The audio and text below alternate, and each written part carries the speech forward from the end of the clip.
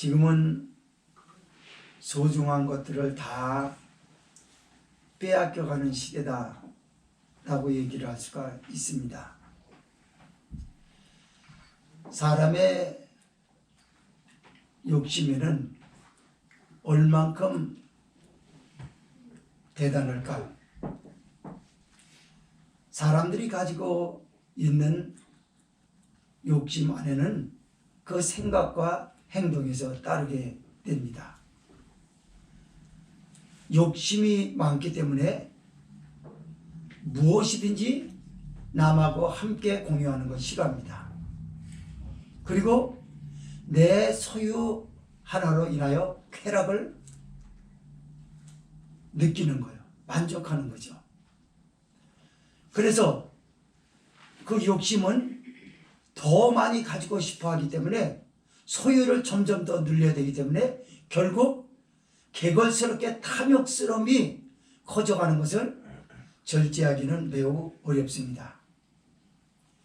기업인은 고객을 속이고 노동자를 착취하고 경쟁자들을 물리치고 그리고 여기서 끝나지 않고 그 상황은 끝이 없기 때문에 결국은 더 많이 가진 자를 시기하고 그리고 못 가진 자를 두려워하고 내 것을 뺏어갈까 봐 두려워한단 말이죠. 그리고 아무 일도 없다는 듯이 자기를 위장하고 가장하여 성실하고 착한 척하고 정직한 척하고 매우 윤리적이고 도덕적인 사람으로 가면을 쓰고 나타나는 것이 현대 자본주의에 사는 욕심에 빠져 있는 사람들의 모습이다. 저는 그렇게 정의를 해봅니다. 제가 지난번에 우리 사모님하고 새마을 금고를 갔어요. 동전을 바꾸러 갔는데 동전이 8만 몇천 원 되는 거예요. 바꾸러 갔는데 다행스럽게 교환을 해준다고 하더라고요. 한 남자 직원이 동전을 바꿔줬어요. 그런데 바꾼 돈을 우리가 사용하다 그 새마을 금고에서 사용하던 통장에 잔액이 있기에 10,000원인가 10,000원 얼마가 있었던 것 같아요. 거기다 좀 넣어달라. 그랬더니 1년 동안 자기의 새마을 금고와 금융거래가 없다는 것 때문에 통장에 넣어줄 수 없다. 그리고 동전을 도로 가져가라고 그래요. 그대로. 지폐로 바꿔주는 게 아니라 그대로 가져가라고 그래요. 나는 사실 뭔 소리인지 잘 적혀 있어서 못 들었어요. 뒤늦게 들은 건데 가져가라는 거예요. 그랬더니 사모님이 아니 이 동전을 이때까지 세서 저기에 놓고 나서 이 무거운 거를 도로 가져가란 말이냐? 어떻게 이런 저기가 있느냐? 그렇게 했더니 지폐로 겨우 바꿔주고 통장으로 넣어주지 않겠다는 겁니다. 우리가 살아가는 사회는 참으로 너무나 씁쓸한 사회라 할 수 있어요. 이걸 변화시킬 수 있는 것은 기독교인입니다. 모든 사람들이 비즈니스만 사랑해요. 저자 하영룡 목사님의 책 중에 성경대로 살아가기라고 하는 책에서 저자는 이런 얘기를 했습니다. 자기가 축복을 받고 잘된 비결은 비즈니스를 사랑한 것이 아니라 상대에게 자기가 비즈니스가 되어준 것 때문에 하나님이 자기를 축복해줬다. 저자는 그 책에서 그렇게 말하고 있더라고요. 오늘 본서에 나오면 깜짝 놀랄 만한 일들이 나옵니다. 무슨 얘기냐? 가축을 사육을 하는데 가축이 길을 잃었어요. 그리고 주인의 영역에서 주인이 목초지에서 가축 사육을 하는 데서 가축이 너무나 멀리 떨어져 있는 거예요. 근데 그 목자는 또 내가 알지 못하는 타인입니다. 그럴지라도 반드시 그 가축을 자기 집으로 데려다가 꼴을 먹이고 물을 줘서 주인이 찾아갈 때까지 잘 보관하라 그럽니다. 이것은 가축뿐만이 아니라 의복이라든지 아무 것이라든지 그리하라. 그렇게 말씀을 합니다. 그러면서 또 얘기하기를 뭐라고 그러냐면 여자는 남자의 옷을 입지 말고 남장하지 말라는 거예요. 이게 굉장히 남의 인격을 무시하는 행위라 범죄 사회를 만든다는 거죠. 이게 그래서 그리고 남자는 여자의 옷을 입지 말라. 여장을 하지 말라는 거죠. 하나님 앞에 구역질 나는 짓 하지 말라라고 합니다. 그리고 네가 산에 가서 어미새가 알을 품거나 새끼를 품었을 때 알과 새끼는 취하여도 가하거니와 어미새는 놔주라. 왜냐하면 자연이 보존되고 그 새 종류가 멸종되면 안 될 거 아닙니까? 그래서 계속 번식할 수 있도록 동물과 식물이 함께 번식할 수 있는 하나님의 자연 섭리를 차단하는 불행한 일을 저지르지 말라. 그래서 어미새는 놔줘도 가하니라고 합니다. 그리고 이제 집을 건축할 때요. 네가 집을 새롭게 건축하면 높은 집이고 높은 큰 저택일수록 사람들이 구경을 많이 하지 않겠냐. 그런데 구경하다가 한눈을 팔다가 난간을 설치하지 않음으로 인해서 추락해가지고 피 흘리는 끔찍한 사망이나 큰 상해를 입었을 땐 그 피가 너희 집으로 돌아갈까 하노라. 그래서 난간을 만들어주라. 이웃을 사랑하라는 말입니다. 난간을 만들어주라고 해요. 그리고 밭에 두 종자를 뿌리지 말라. 포도나무에 포도하고 다른 거를 같이 하지 마. 다 빼앗김이 될까 하노라. 두 가지 종자를 뿌리면은 하나님이 주지 않는다고 했어요. 그리고 양털과 배실로 짠 것을 입지 말라. 그리고 내 옷에는 내게 술을 달라. 퍼먹는 술을 얘기하는 게 아니라 하나님의 백성 선민 의식을 행할 수 있는 걸 이방인들이 멀리서 볼 수 있는 것들을 달고 다니라라는 것이에요.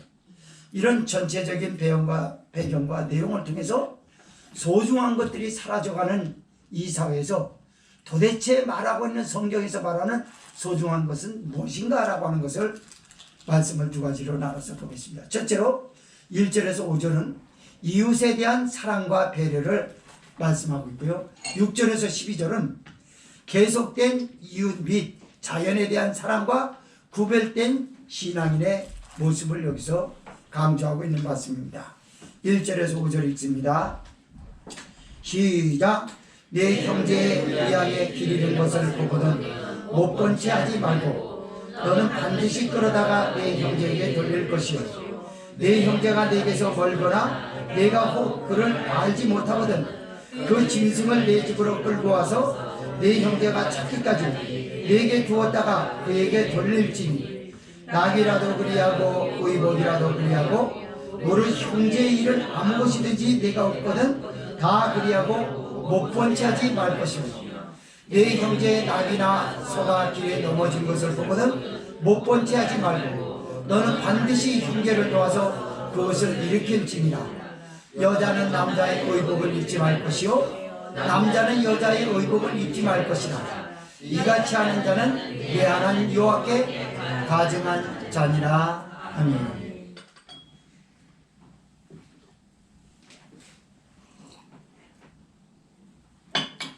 저는 이 성경을 읽다가 묵상하다가 굉장한 은혜를 발견했어요. 본문 당시에는 이스라엘 사회는 농경 문화와 목축업을 반목축업을 했습니다. 가축을 사육했단 말이에요. 그래서 가축은 식용도 되지만 가축은 모든 교통수단 그리고 농업수단이에요.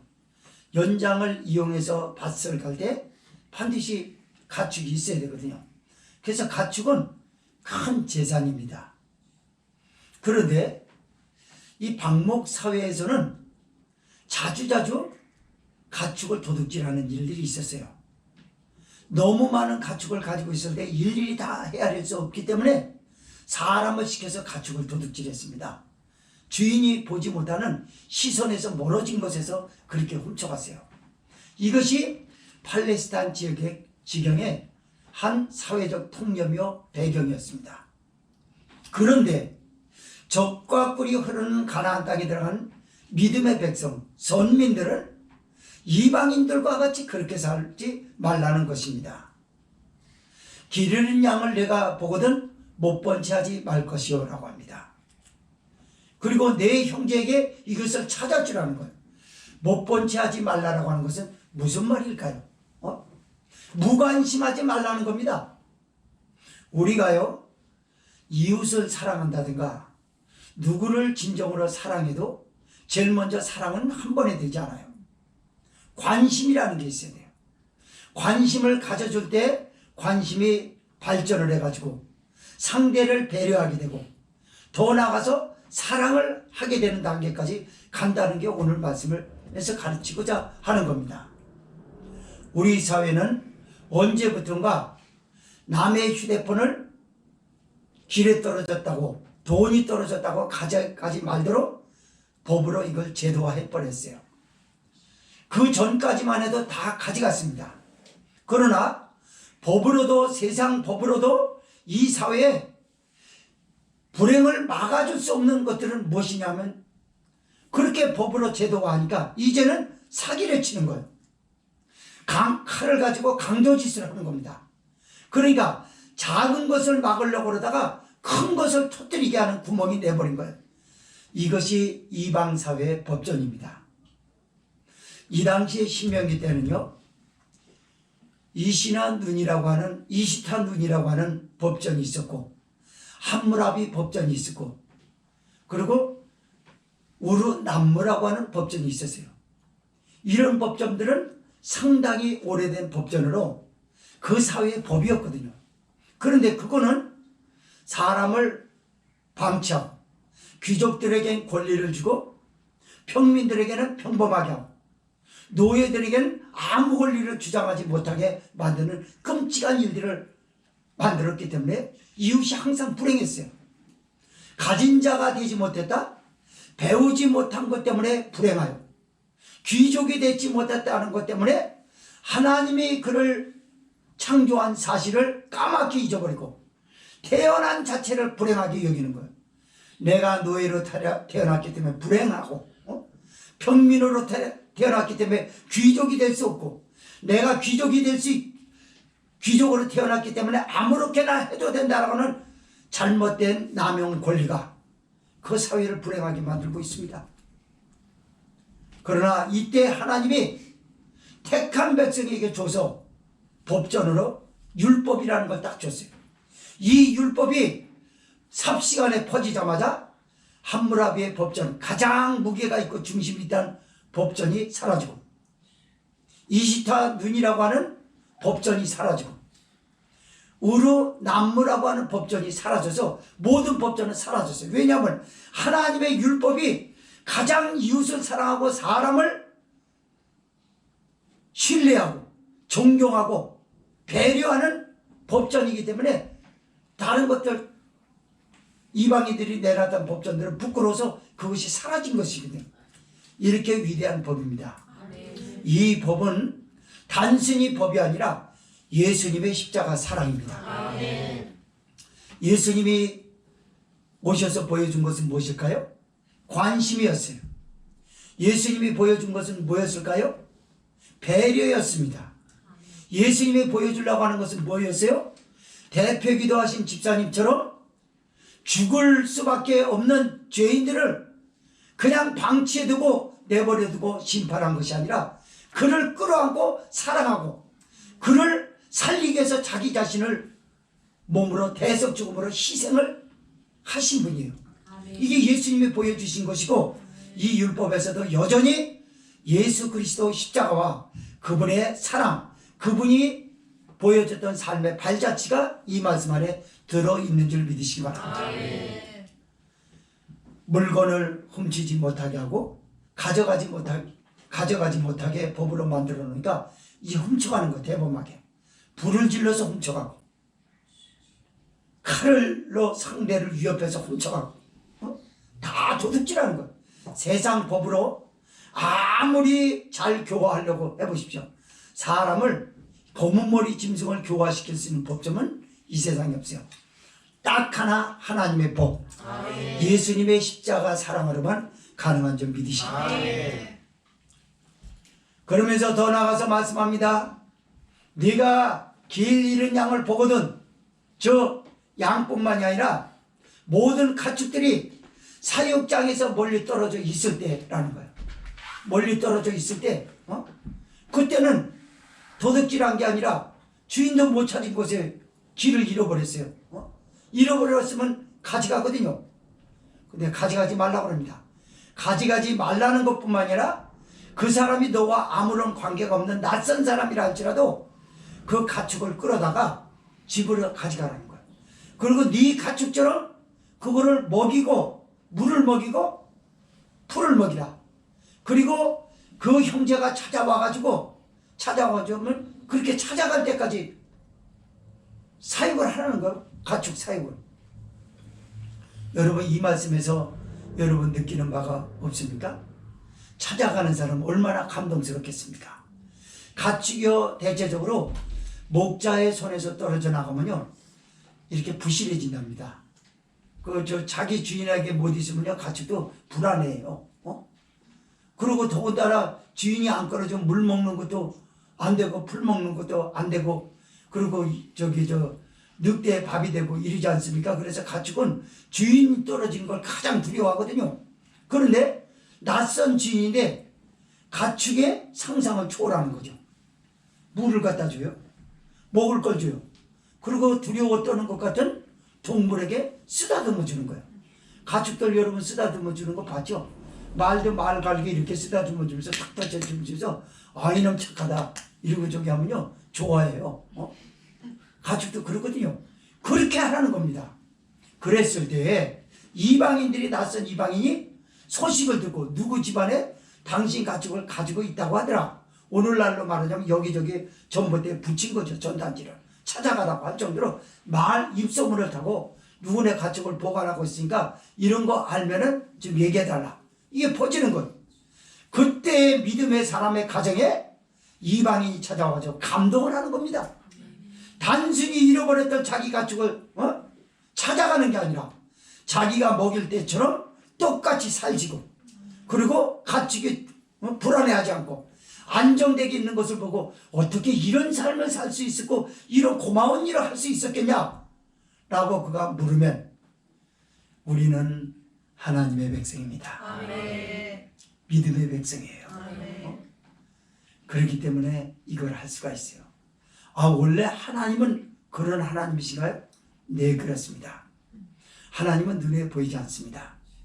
그러나 우리의 마음을 다하시고 생각을 하시고 불꽃 같은 눈으로 졸지도 않고 주무시지도 않고 보시는 하나님이십니다.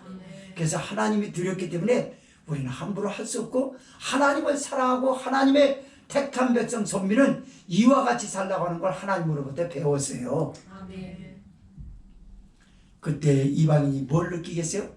가슴 뭉클함을 느낍니다. 우리도 신이 있는데 우리는 보이지 않는 신이 아니라 보이는 신인데 왜 이렇게 사회가 냉대하냐? 남의 걸 도둑질하고 힘으로 목초지 싸움을 하고 다투고 이러고 그러는데 택한 백성이라고 하는 게 이런 거고 보이지 않는다는 신을 믿는다라고 하는 하나님을 저들이 믿고 있는 여호와 하나님은 바로 그런 분이냐? 그렇습니다. 만약에요 남의 물건을 보관하고 있다가 구석에다 탁 박아놓을 수 있어요. 그러나 구석에 박아놨다 어디 있는지 못 찾아가지고 찾으러 왔는데 내가 이따 찾아드릴게요. 그러면 찾으러 온 사람이 크게 고마워하진 않아요.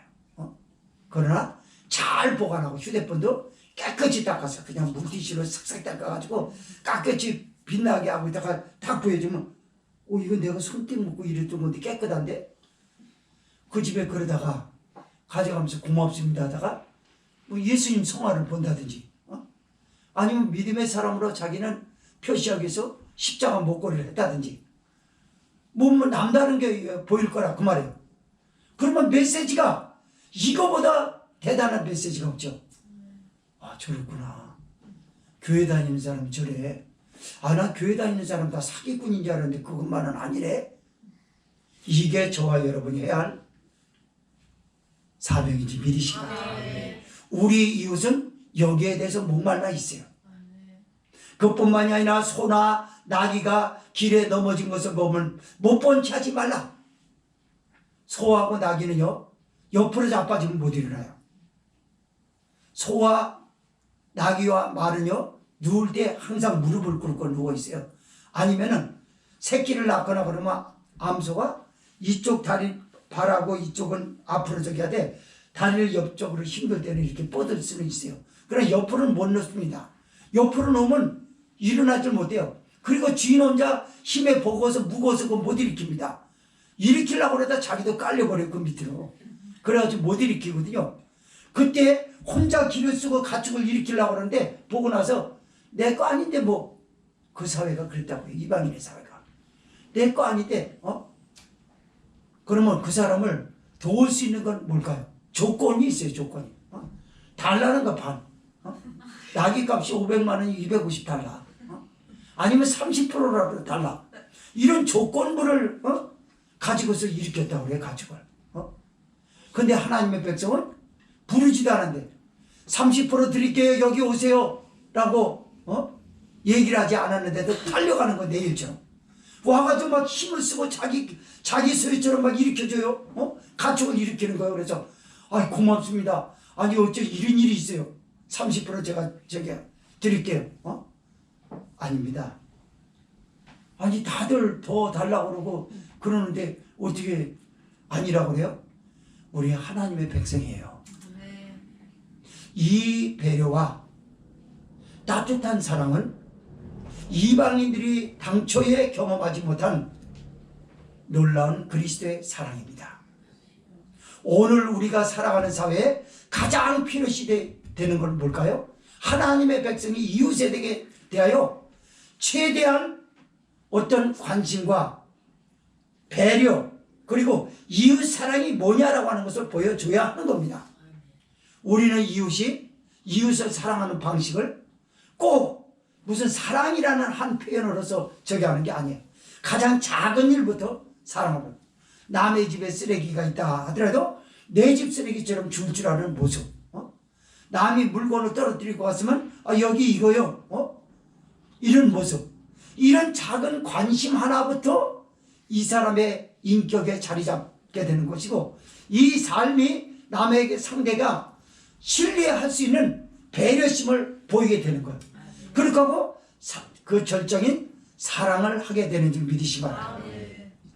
지금 우리 사회가 가장 부족한 것이 이거란 말이에요. 너무 냉랭해요. 아파트에 살면 옆집도 몰라요. 아파트가 아니라 빌라 살아도 옆집 웬만하면 말하지 않아요. 우리는 목사의 가정이기 때문에 다 알아서 다 4층부터 새로 이사 온 사람이 아니라면 다 인사하고 관계가 꽤 좋았습니다. 그 지하실에 사는 분 빼놓고 그분은 암만 인사해도 인사를 받지 않더라고요. 그 여자분이 참 인사를 받을 수 있는 여력이 없어서 그런지 인사를 받지를 못해요. 어쨌든 그래요. 그 우리가 살아가는 사회가 얼만큼 냉랭해졌냐. 여러분 동남아에요.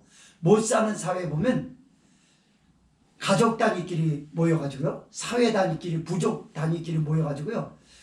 잡은 물고기라든가 사냥한 사냥감이 많지 않아요. 근데 요만큼씩 다 나눠 먹어요. 이건 내가 잡았어. 무슨 소리야. 이게 안 합니다. 다 동네 불러요. 우리 어려서 그랬거든요. 어려서 뭐 먹을 게 넉넉한 게 있었나요? 어쩌다가 쑥버무리 한다든가 이런 거 하면요. 옆집에 누구네 집 갖다 주고 뒷집에 어떤 아줌마네 갖다 주고 심부름 많이 했어요. 접시 들고 다니면서. 그렇게 했거든요. 그런데 이제는 모든 것이 넉넉해서 남에게 줄 만한데도 불구하고 주질 않는 거예요. 그러면 옛날 그때와 지금 많이 가졌다고 하는 이 사회가 차이점이 뭐냐고 말이에요. 뭘 많이 가지고 있어서 그런 것이냐? 아니에요. 욕심 때문에 그래요.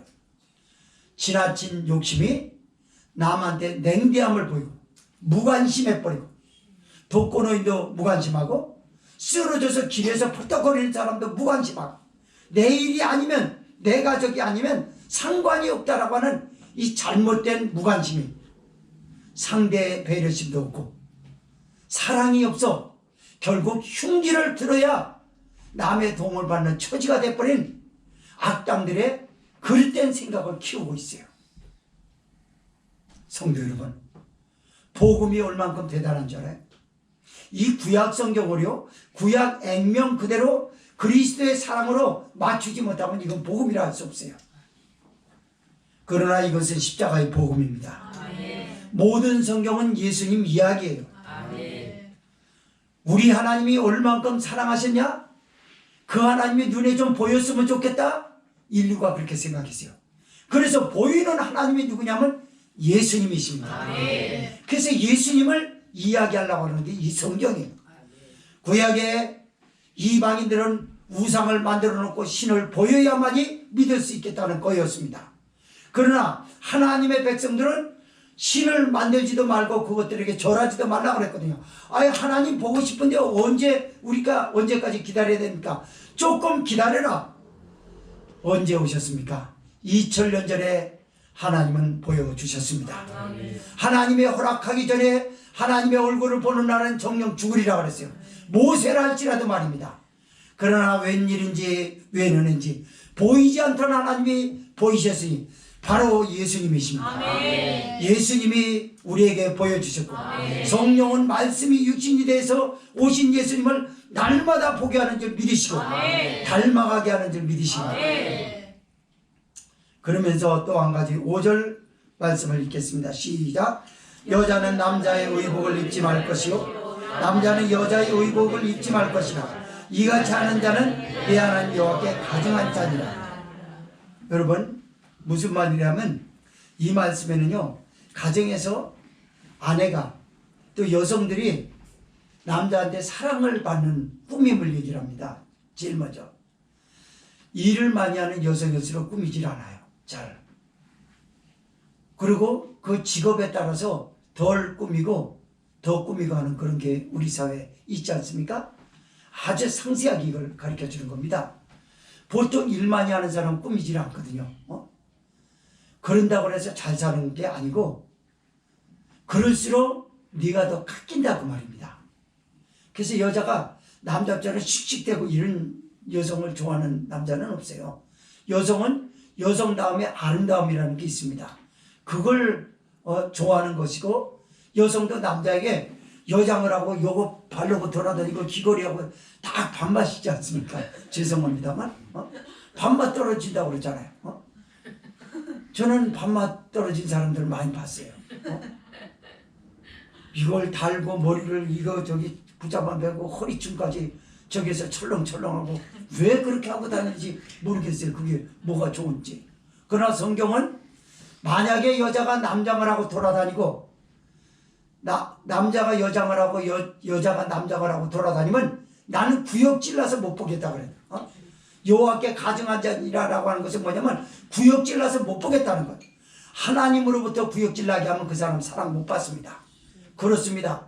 어떤 남성을 귀걸이라고 여기 초발르고 초발른다고 그래서 미안합니다만 얼굴에 화장을 하고 그렇게 하고 다녀보세요. 어느 여성이 우러러보겠어요.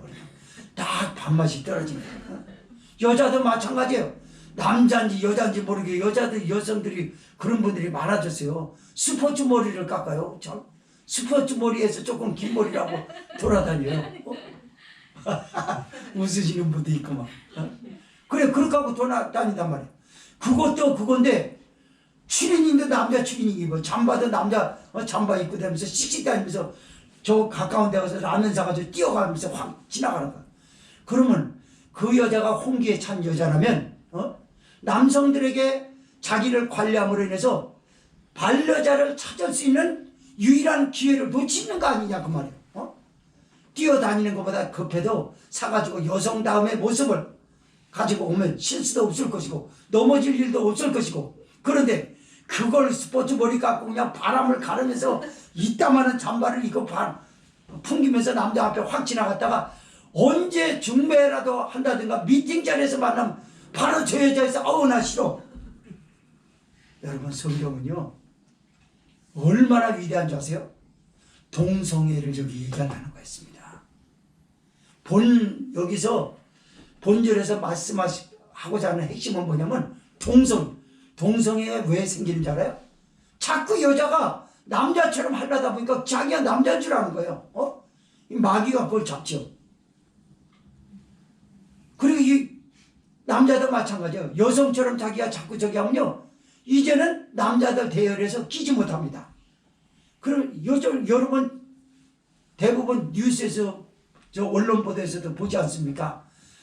나는 태어나서부터 학교 다니면서 친구들하고 어울리려도 안 되고, 그런 말이 어디 있습니까? 근데 그렇게들 말해요. 창조주가 바보입니까?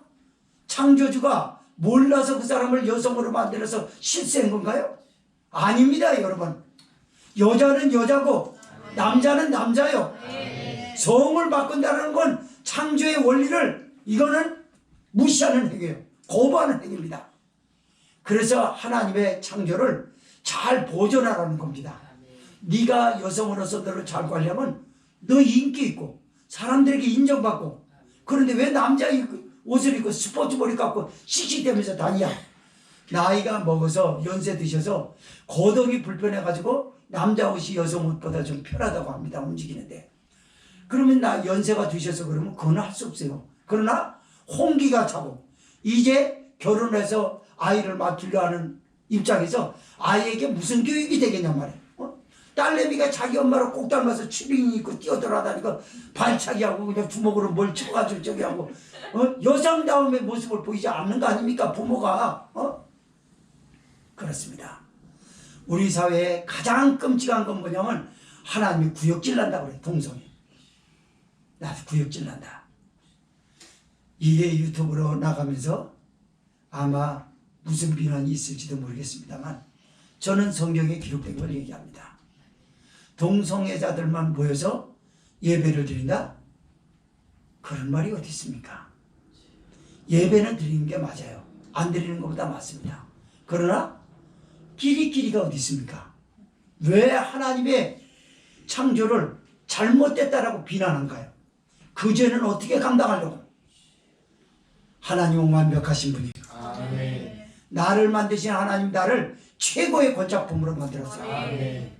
키가 작든 다쳐서 눈이 애꾸가 됐든 그 상관이 없어요. 하나님 나를 가장 완벽하게 만들었어요. 아멘. 이 상품이 가장 가치 있게 만드신 분이 하나님이십니다. 아멘. 그래서 결국 이웃에게 남자가 여장을 하고 여자가 남장을 한다는 건 뭐냐면 신뢰하는 사회를 깨뜨린다 그 말이에요. 그래가지고 사회를 무질서하게 만드는 행위가 될 수 있다는 말씀이 되는 겁니다. 두 번째 말씀 보겠습니다. 6절에서 12절 보겠습니다. 계속된 이웃 및 자연에 대한 사랑과 구별된 신앙인의 모습을 6절에서 12절 말씀합니다. 시작. 너 중에서 나무에나 땅에 있는 새 보금자리에 새 새끼나 알이 있고 어미새가 그 새끼나 알을 품은 것을 만나거든 그 어미새와 새끼를 아울러 취하지 말고 어미는 반드시 놓아줄 것이요 새끼는 취하여도 가하니 그리하면 네가 복을 누리고 장수하리라. 네가 새 집을 건축할 때에 지붕에 난간을 만들어 사람으로 떨어지지 않게 하라. 그이 흐른 재가 네 집에 돌아갈까 하노라. 네 포도원에 두 종자를 섞어 뿌리지 말라. 그리하면 네가 뿌린 씨의 열매와 포도원의 소산이 다 빼앗김이 될까 하노라. 너는 소와 나귀를 결의하여 갈지 말며 양털과 배실로 섞어 짠 것을 입지 말지니라. 입는 보던 내기에 술을 달지니라. 아멘. 이 당시에는요, 그 의식주가 그렇게 넉넉하지 못했던 사회였거든요. 저도 어려서 참새를 많이 잡았습니다. 참새를 후레쉬를 빌려가지고 저희가 없어가지고 빌려가지고 친구들하고 다녀요. 그래서 초가지붕 처마 밑에 스레트집 처마 밑에 이렇게 무등을 타고 후레쉬 붙이면 구석구석에 참새가 들어있어요. 참새가 불빛을 보면 눈이 부셔서 딱 그것만 쳐다보면 그때 밑으로 해서 손으로 딱 해서 꺼내면 됩니다. 후레쉬를 가리고 이렇게 하면 확 날아가 버려요. 그래서 많이 해본 사람들은 후레쉬를 딱 하고 손으로 이렇게 해서 주머니에 넣으면 돼요. 그럼 차례차례 끌려나가요. 저기 한 마리 끌려나가도 뒤에 있는 참새 가만히 있어요. 이러고 짹짹대기만 해요. 그러면 이렇게 해서 이리 와. 그러고 주머니에다 담고 딱 잠그고 이러거든요. 그래서 만두를 해먹을 때도 새를 이렇게 해먹은 적이 있었어요. 그러나 성경에서 나오는 이 새는 참새류처럼 그렇게 작은 새가 아닙니다. 비둘기 정도 되는 크기의 새예요. 그러니 얼마나 먹을 것이 이게 별미지 않습니까? 이 참새고기가 엄청 맛있습니다. 여러분 먹어보면 참새가 참 맛있어요. 그리고 새 고기가 이게 참 고소하고 여러분 이 치킨 잘 하는 거 그거는 게임도 안 돼요. 맛이 참새 따라가지 못합니다. 맛이 그래요. 그러다 보니까 산을 끼고 사니까 산에 가다 보면 어미새가 알을 품고 있는다든가 새끼를 품는 걸 보는 거예요. 그러면 어미새가 날아가거든요. 날아가면 이제 새끼를 꺼내온다든가 저 알을 가져와요. 그래가지고 깨가지고 먹거든요. 그렇게 먹습니다, 여러분. 그런데 그렇게 어미새가 알을 품거나 새끼를 품을 때 그거 가져가라. 식용을 준다. 그러나 자연의 번식력까지 막아버리는 욕심을 취하지 말라고 합니다.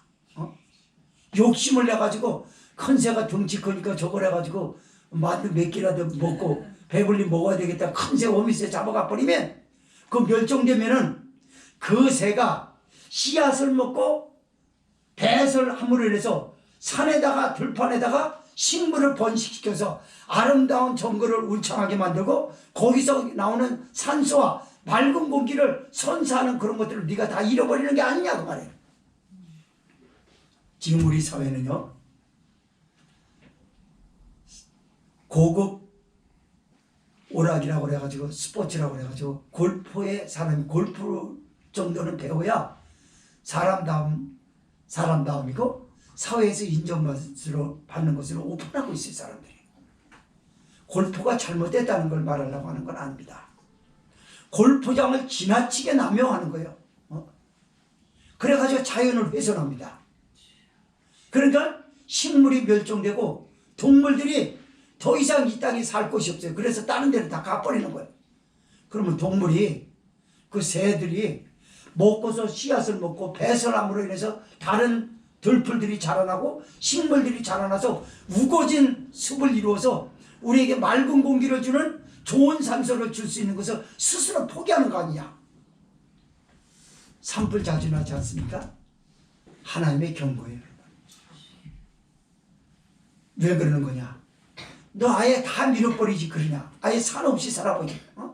저 북한처럼 먹을 거 없어서 나무마다 싹 갉아먹어가지고 그냥 벌거숭이 산으로 좋기도 하겠다. 비만 오면 무너져 내리는 거예요. 그래가지고 홍수 사태가 말도 못합니다. 산사태죠. 그래서 우리에게 들려주는 게 그래요. 오늘 우리 사는 사회에서도 그러는 거야.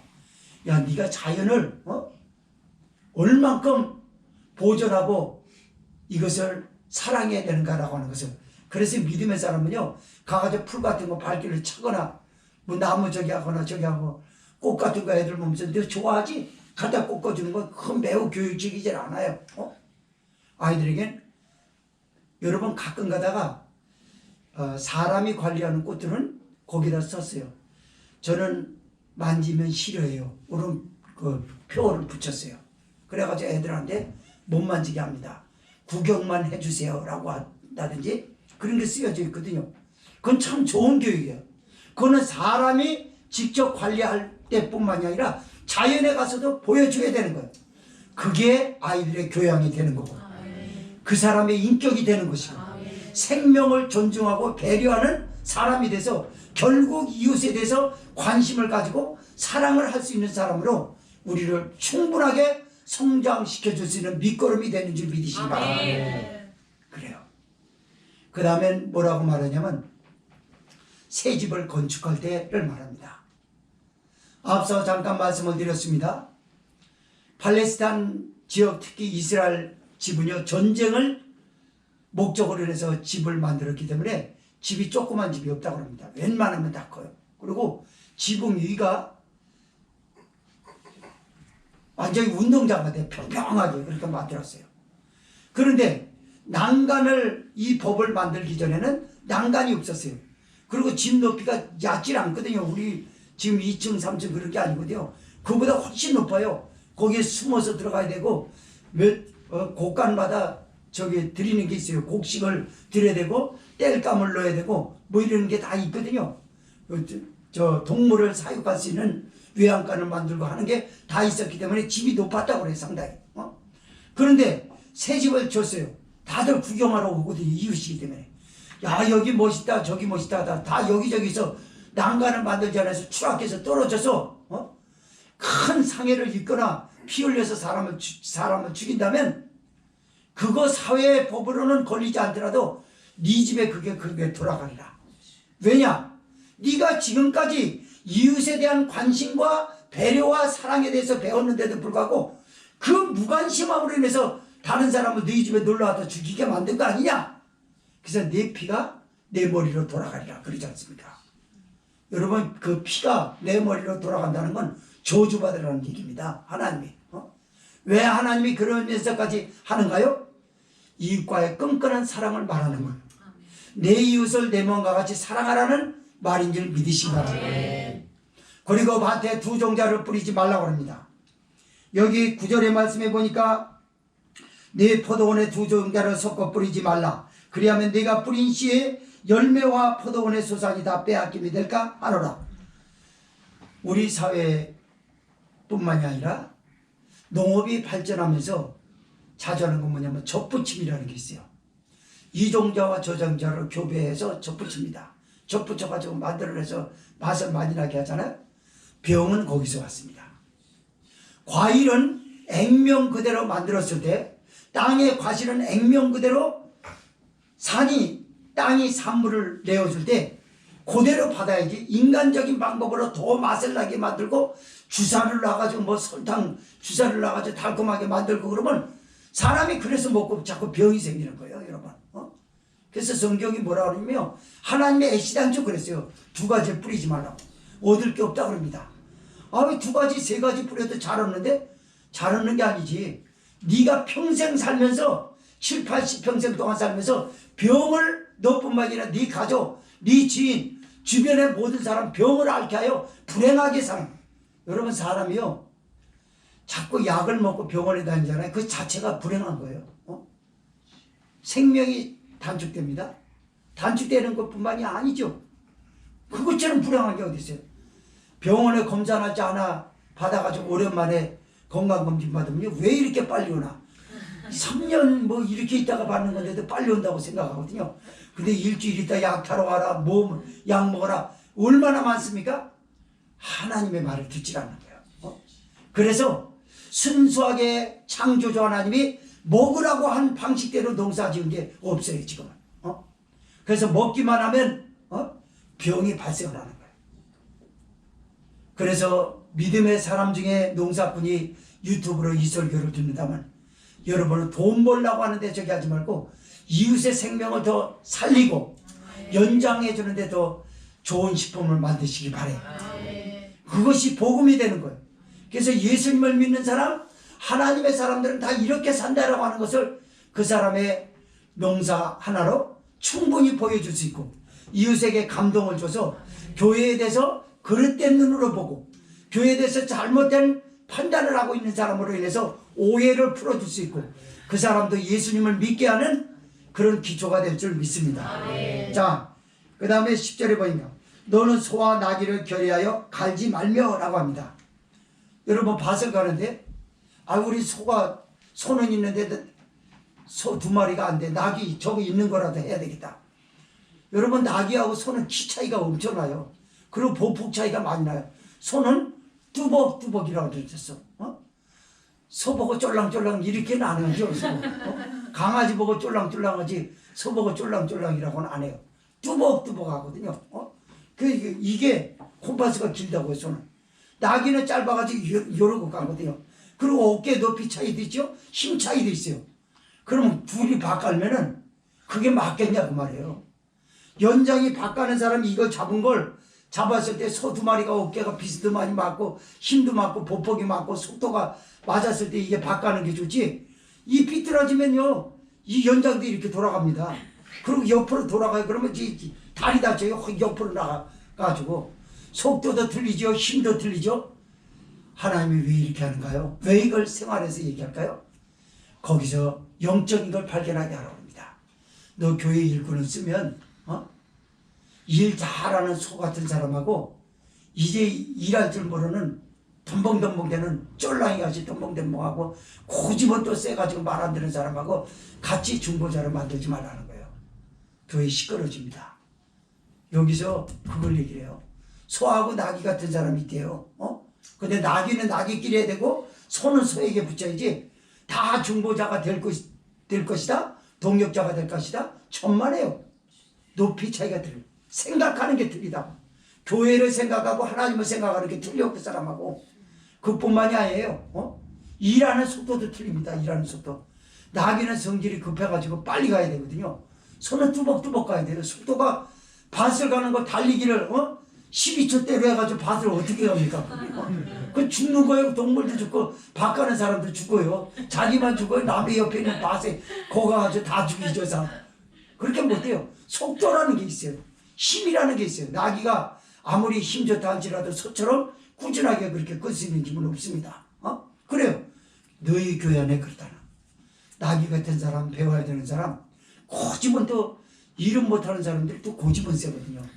일 잘하는 사람은 고집이 안 세요. 자기 알아서 잘해요. 그러나 일 못하는 사람이 고집을 내는 거예요. 씩씩대면서 그냥 뭐라고 하면 저 구석에 가서 푸르푸르 대고 그냥 막 그래요.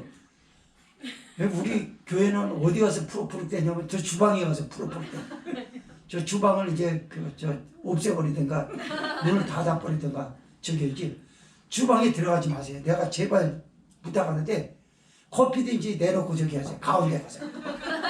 커피 먹는다 치고 그 구석에 들어가서 저기 할 수도 있으니까 마귀에게 tum을 두지 말라는 게 제 말입니다.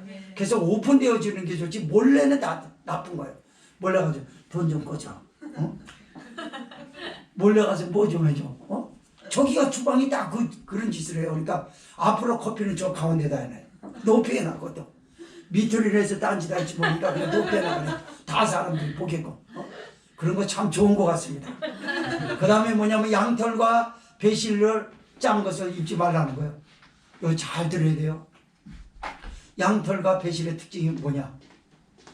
이건 제사장이 입는 옷이에요. 제사장이 입는 옷인데 제사장은요 배옷을 왜 입냐면 배옷은 공기가 잘 통해요. 양털하고 양털 드문드문 들어가거든요. 바람이 잘 통하거든요. 무슨 말이냐? 구원받는 걸 네 노력으로 땀 흘려서 된다는 걸 생각하면 남을 판단한다. 우리 그래요. 저 사람이 구원받았을까? 이런 말 잘하잖아요. 그거 왜 하는 줄 아세요? 성경에서 그럽니다. 너는 네 땀으로 인해서 구원 얻은 줄 알지? 여러분 영적으로 이 말씀 들려주는 거 보세요. 양털과 베옷으로 짠 거 입지 말라고 합니다. 착각하지 말래요. 네가 교회 생활 잘해서 구원받았어? 그런 사람이 남을 판단한다고. 그래서 사람의 땀방으로 제사장이 입는 걸 입지 말라고 그러잖아요. 제사장은 예수님이죠. 예수님이 우리를 위해서 죽으셨어요. 그래서 우리에게는요 땀 흘리고 땀은 예수님이 십자가에서 흘리셨기 때문에 우리는 구원을 거저 받았습니다. 그래서 에베소서 2장 8절의 말씀은 뭐라고 하냐면 너희가 그 은혜로 인하여 구원을 얻었나니 이는 하나님의 선물이라. 선물이에요. 선물. 선물을 노력한 사람에게 줍니까? 그게 아니에요. 내가 좋아하는 사람을 주지 않습니까? 우리 하나님을 예수님을 믿는 사람을 좋아합니다. 그래서 그 선물로서 구원을 주신 거예요. 그래서 여기서 그러는 거예요. 네가 사람을 잘 판단하지? 너 잘 판단하는 이유를 아시지 않냐? 판단하지 않게 내가 해줄게. 너는 바로 이 사람이야. 네가 네 공로로 인해서 뭐 하나님의 백성이 된 것처럼 그러니까 너만 못한 사람은 다 우습게 보이지? 그게 죄란다. 여기서 네가 할 거는 뭔지 아냐? 그 결론입니다. 12절 다 같이 시작. 있는 고도 내 위에 술을 만들지니라. 히브리인들은요 선민의식을 옷에서 보여줘야 됐어요. 옷을 입으면 겉옷을 입게 되면 네 귀탱이가 있는데요 5cm로 된 길이가 5cm로 되는 걸 이렇게 새끼처럼 꽉 열어가 5가닥을 이렇게 꼰다고 그래요. 그리고 네 귀퉁이에 8cm 길이로 이걸 달고 다녀요. 그리고 그 밑에 뭐 달린 게 있어요. 그래서 햇빛에 반사돼 번쩍번쩍합니다. 우리 장신구 하는 사람들 보면 어떤데 햇빛에 번쩍번쩍하죠?